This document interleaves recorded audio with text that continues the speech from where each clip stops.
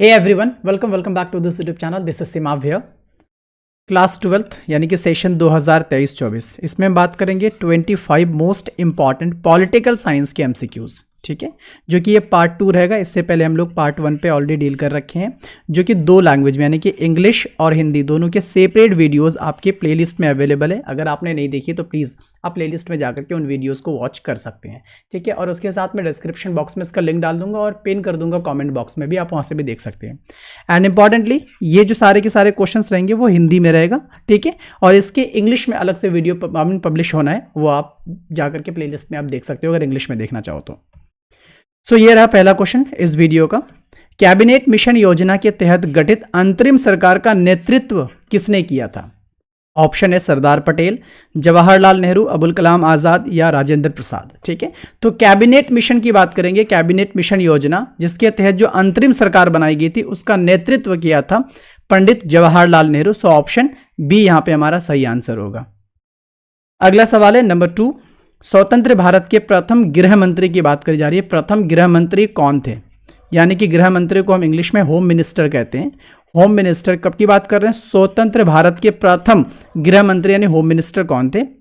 पंडित जवाहरलाल नेहरू थे या लाल बहादुर शास्त्री जी थे या फिर सरदार पटेल थे या डॉक्टर BR अम्बेडकर थे? तो प्लीज याद रखेंगे प्रथम गृह मंत्री की जब आप बात करते हैं तो ऑप्शन सी यानी कि सरदार पटेल जी यहां पे हो जाएंगे प्रथम होम मिनिस्टर यानी फर्स्ट होम मिनिस्टर किसके? स्वतंत्र भारत के। जहां तक जवाहरलाल नेहरू का है तो ये प्राइम मिनिस्टर यानी प्रधानमंत्री थे। और वहीं पे अगर हम डॉक्टर BR अम्बेडकर की बात करेंगे तो ये हमारे कानून मंत्री बनाए गए थे। ये बात आप याद रखेंगे। प्रथम मंत्रिमंडल में डॉक्टर BR अम्बेडकर को जो भार मिला था वो कानून मंत्री का कार्यभार मिला था।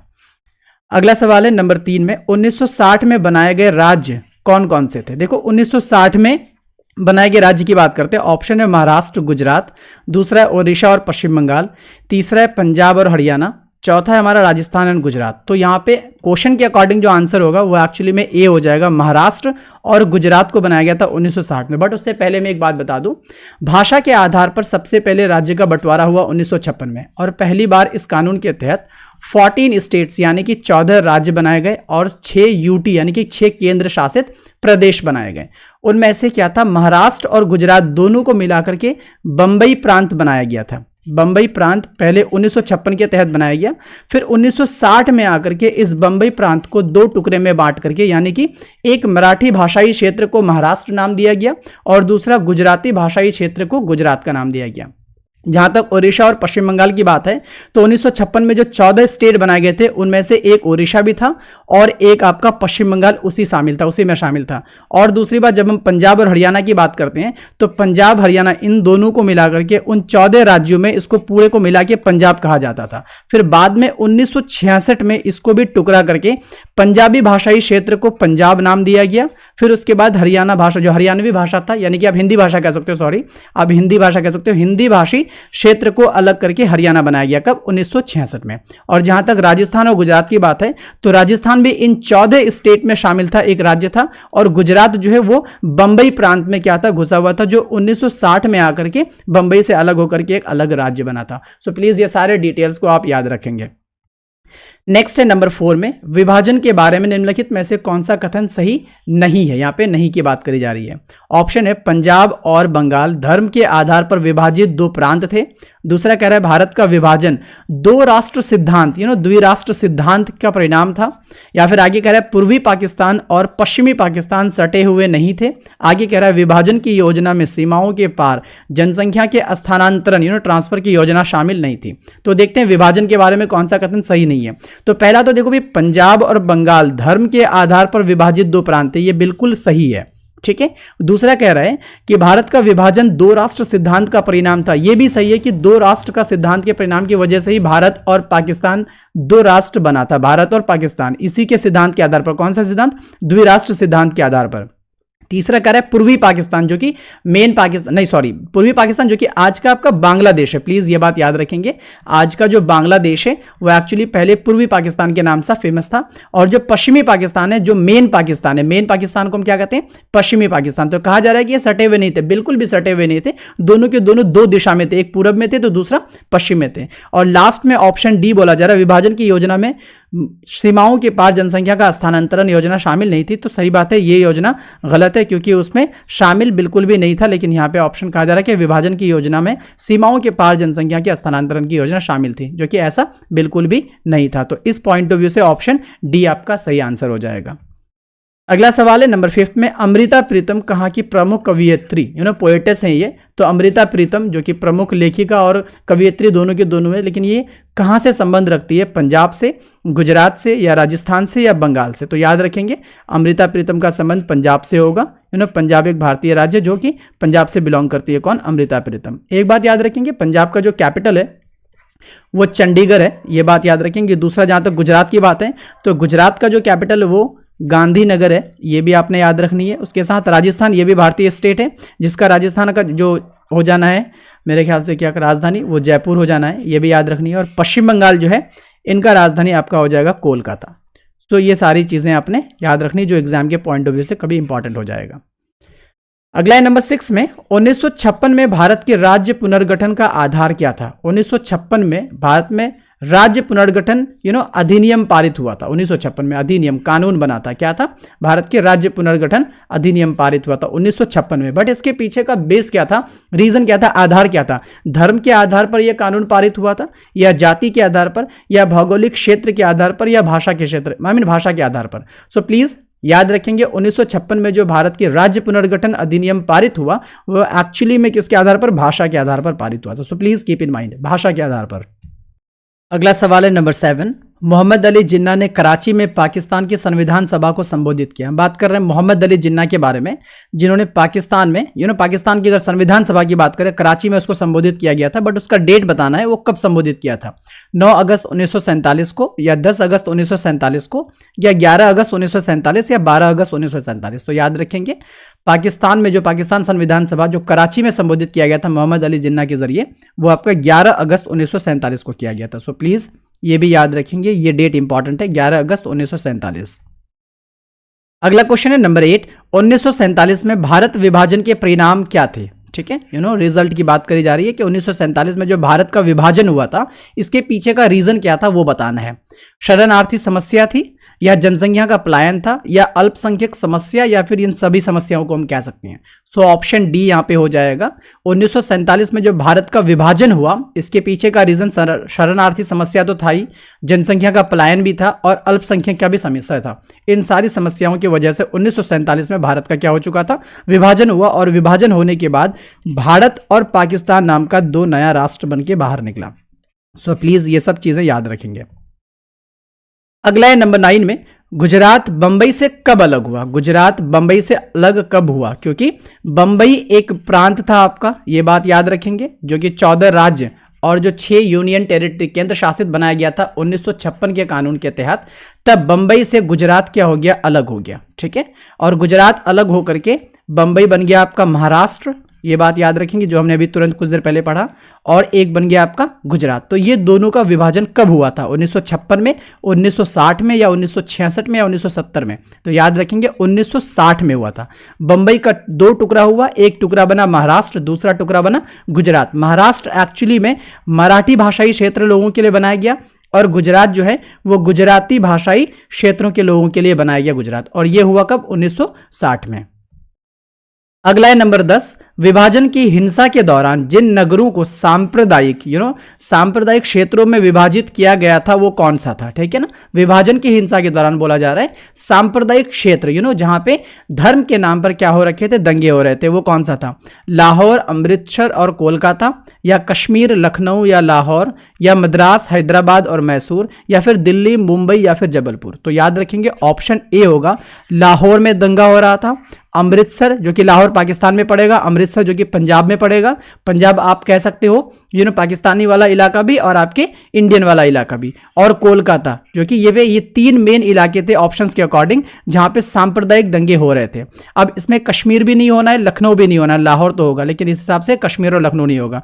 इस नंबर में हमारा मद्रास भी नहीं होगा, हैदराबाद भी नहीं होगा, मैसूर भी नहीं होगा, और यहाँ पे दिल्ली भी नहीं होना है, और मुंबई भी नहीं होना है, जबलपुर भी नहीं होगा। इसलिए ऑप्शन ए हो जाएगा लाहौर, अमृतसर और कोलकाता। सो प्लीज याद रखेंगे। अगला सवाल है नंबर 11 में, निम्नलिखित में से किस नेता ने भारत में देशी रियासतों के एकीकरण में महत्वपूर्ण भूमिका निभाई? क्योंकि भारत पहले जो थे वो दो पार्ट में बटा हुआ था, एक तो देसी रियासत था, दूसरा ब्रिटिश इंडिया था। ये बात याद रखेंगे, भारत दो पार्ट में बटा हुआ था आज़ादी से पहले, एक ब्रिटिश इंडिया के नाम से जानते थे, दूसरा देशी रियासत के नाम से जानते थे। लेकिन जब भारत को आज़ादी मिल गई तब क्या हुआ कि ये देसी रियासत और ब्रिटिश इंडिया एक साथ मिलकर के भारत बना। लेकिन बात यह कि बहुत सारी देसी रियासतें क्या होता था, भारत में विलय करना यानी मिलना नहीं चाहते थे, तो उनको एकीकरण करने का महत्वपूर्ण भूमिका निभाई। वो कौन थे? डॉक्टर अंबेडकर थे, या सरदार पटेल थे, या जवाहरलाल नेहरू थे, या महात्मा गांधी। सो प्लीज याद रखेंगे, देसी रियासत को एकीकरण करने का जो मेन भूमिका निभाया वो सरदार पटेल ने निभाया था। So please keep in mind, ये बात याद रखेंगे, सरदार पटेल क्या किए थे? देशी रियासतों को एक जगह मिलाने का काम किए थे। अगला है नंबर 12 में सांप्रदायिक क्षेत्र। अगेन वो क्वेश्चन आ रहा है हमारा, सांप्रदायिक क्षेत्र शामिल नहीं है। ऑप्शन 4 दिया गया जो सांप्रदायिक क्षेत्र में नहीं आएगा। कोलकाता बिल्कुल होगा, अमृतसर बिल्कुल होगा, लाहौर बिल्कुल होगा, जम्मू कश्मीर जो कि नहीं होगा। इसलिए ऑप्शन डी हमारा सही आंसर होगा। कोलकाता जो कि सांप्रदायिक क्षेत्र में गिनती में आता है, अमृतसर भी आता है और लाहौर भी आता है, लेकिन जम्मू कश्मीर सांप्रदायिक दंगे वाले क्षेत्र में शामिल नहीं होगा। इसलिए ऑप्शन डी यहां पे सही आंसर होगा। अगला सवाल है नंबर 13 में, भारत के स्वतंत्रता आंदोलन के उस नेता का नाम बताओ जो सीमांत गांधी के नाम से जाना जाता है। सीमांत गांधी, इंग्लिश में उसको बोलेंगे हम लोग फ्रंटियर गांधी। ठीक है, जो फ्रंटियर गांधी के नाम से जानते हैं उस नेता का नाम बताना जो भारत के स्वतंत्रता आंदोलन में अपना बहुत ज्यादा भूमिका निभाया था।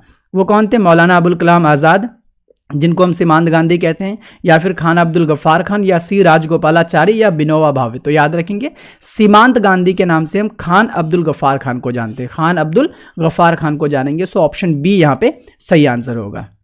चलिए नंबर 14 यानी कि 14 यहां पे देखेंगे, ट्रिस्ट विद डेस्टिनी भाषण किसने दिया था? ये एक बहुत ही इंपॉर्टेंट भाषण है। ठीक है, जो ये भाषण किसने दिया था उनका नाम बताना है। 4 ऑप्शन है, महात्मा गांधी ने दिया था, या सरदार पटेल ने दिया था, या जवाहरलाल नेहरू ने दिए थे, या फिर डॉक्टर अंबेडकर ने दिए थे। सो प्लीज ये बात याद रखोगे, ट्रिस्ट विद डेस्टिनी का जो भाषण है ये आपके जवाहरलाल नेहरू ने दिया था। जब भारत को आज़ादी मिल गई और आज़ादी मिलने के बाद जब संविधान सभा संविधान सभा का जो बैठक होना शुरू हुआ तो इसको संबोधित करने के लिए सबसे पहले पंडित जवाहरलाल नेहरू ने यह भाषण दिया था, जिनका नाम था ट्रिस्ट विद डेस्टिनी। अगला सवाल है नंबर 15 में, भारत की स्वतंत्रता के समय राष्ट्र निर्माण में सबसे बड़ी बाधा क्या थी? सबसे बड़ी बाधा यानी सबसे बड़ी रुकावट या फिर सबसे बड़ी चुनौती भी कह सकते हो, जो भारत के सामने थी, वो कौन सा चुनौती था? ठीक है, ऑप्शन में देश को एकजुट करना, या लोकतंत्र की स्थापना करना, या विकास और शरणार्थी समस्या, या फिर इनमें से सभी। तो याद रखेंगे ऑप्शन डी होगा, क्योंकि भारत की जो स्वतंत्रता मिली तब जाकर के राष्ट्र को प्रॉपर निर्माण करने के लिए इन तीनों प्रॉब्लम्स को फेस करना पड़ा था। एक तो देश को एकजुट करना यानी देसी रियासत और ब्रिटिश इंडिया, स्पेशली देसी रियासतों को एकजुट करना था। दूसरा, लोकतंत्र को पूरे के पूरे देश में बहाल करना था। तीसरा, विकास को भी क्या करना था? प्रॉपरली देखना था, डेवलपमेंट करना बहुत इंपॉर्टेंट था उस टाइम पे, और जो शरणार्थी समस्या बनी पड़ी थी उनको सुलझाना जरूरी था। तो इस हिसाब से आपका ऑप्शन डी जो कि सबके सब समस्या हो जाएगा यहां पर। नंबर 16, भारत विभाजन के प्रमुख कारण क्या थे? प्रमुख कारण, जो भारत विभाजन हुआ, विभाजित होने के बाद 2 राष्ट्र बने। क्या बने भाई? 2 राष्ट्र, भारत और पाकिस्तान बने। तो बट इसके पीछे का मेन रीजन क्या था? जिन्ना का सख्त रवैया, यानी मोहम्मद अली जिन्ना का सख्त रवैया था, या सांप्रदायिक दंगे हो रहे थे और अव्यवस्था फैली रखी थी पूरी के पूरे देश में, और अंतरिम सरकार की विफलता जो कि विफल हो गई थी, सक्सेस नहीं रहा था अंतरिम सरकार वो, या फिर इनमें से सभी। तो क्या होगा? ऑप्शन डी यहां पे सही होना है, क्योंकि ये सबके सब रीजन प्रॉपर है जिसकी वजह से भारत का विभाजन हुआ, जो कि जिन्ना का सख्त रवैया भी था, सांप्रदायिक दंगे हो रहे थे जगह जगह पर, अव्यवस्था फैली हुई थी, और अंतरिम सरकार जो बनाया गया था, इंटरिम गवर्नमेंट, वो भी सक्सेस नहीं हो पाया था। इस वजह से भारत का विभाजन हुआ। चलिए नंबर 17 है द्विराष्ट्र सिद्धांत। द्विराष्ट्र सिद्धांत के बारे में बताया, किस पर आधारित था? राज्यों के विभाजन के लिए, या फिर भारत का विभाजन के लिए, या फिर भारत का विस्तार, या इनमें से सभी। तो याद रखेंगे, द्विराष्ट्र सिद्धांत जब आता है, 2 नेशन थियरी, इंग्लिश में बोलेंगे इसको हम लोग 2 नेशन थियरी, जब इसकी बात आती है तो ये टोटली जाएगा भारत के विभाजन में। किसमें जाना है? भारत के विभाजन में। सो ऑप्शन बी यहां पे सही होगा, और इसी सिद्धांत के आधार पर भारत का 2 टुकड़ा हुआ, यानी कि भारत और पाकिस्तान। ये मैं बार बार बोल रहा हूं, सो प्लीज़ ये बात याद रखेंगे, क्योंकि ये सारे के सारे इंपॉर्टेंट हो जा रहे हैं एग्जाम के पॉइंट ऑफ व्यू से।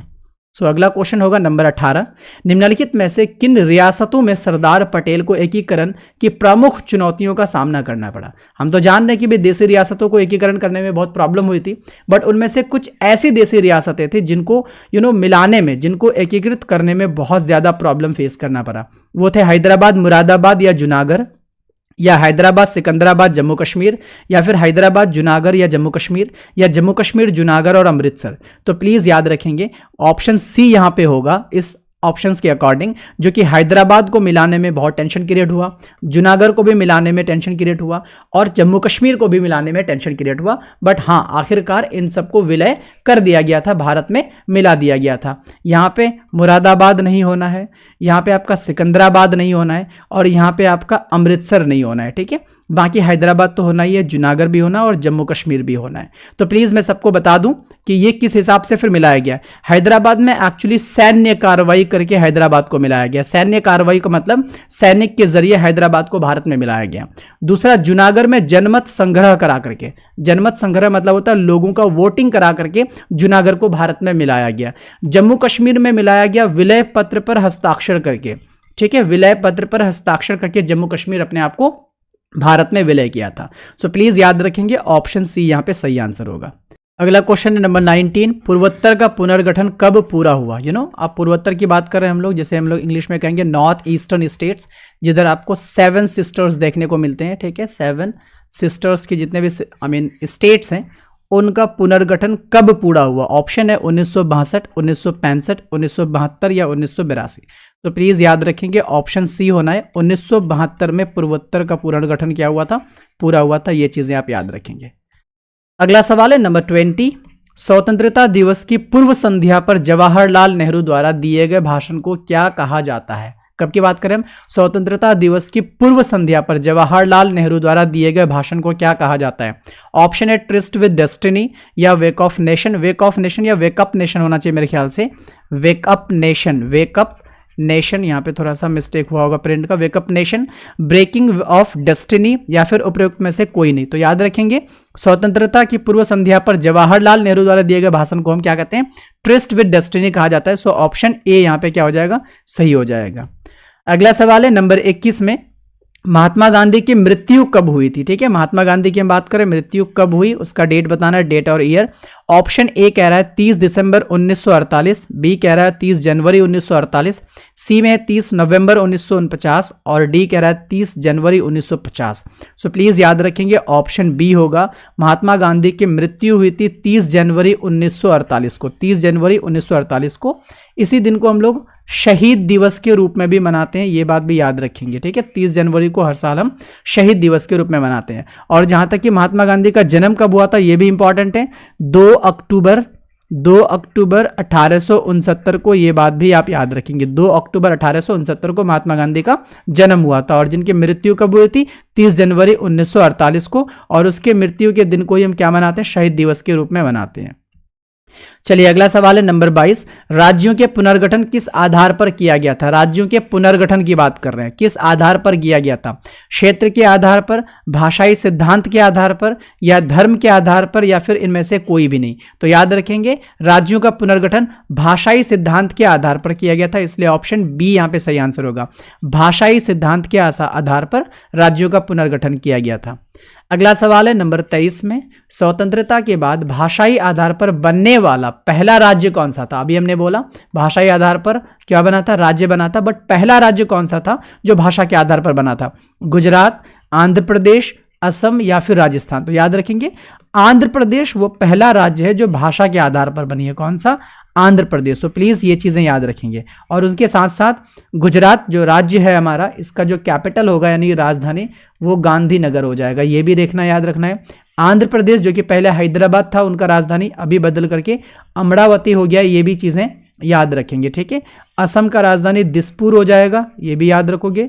आगे राजस्थान जिनका राजधानी जयपुर हो जाना है, ये भी याद रखनी है। सो ये सब के सब इंपॉर्टेंट हो जाता है। अगला सवाल है नंबर 24 में, केंद्र सरकार ने राज्य पुनर्गठन आयोग की नियुक्ति कब की। देखो भाई, आयोग की बात करी जा रही है, राज्य पुनर्गठन आयोग और एक आता है अधिनियम, इन दोनों में कंफ्यूज नहीं होना है। सो प्लीज ये बात याद रखेंगे, जब राज्य पुनर्गठन आयोग की बात करें तो तब इसका नियुक्ति कब की गई, 1956 में, 1954 में, 1958 में या 1953 में। तो याद रखेंगे जब हम आयोग की बात करेंगे तो 1953 लगाएंगे, 1953 आयोग के लिए 1953। अब जब यही अगर राज्य पुनर्गठन अधिनियम जब बन जाता है तो इसके लिए हम 1956 लगाएंगे। सो इसमें कंफ्यूज नहीं होना है।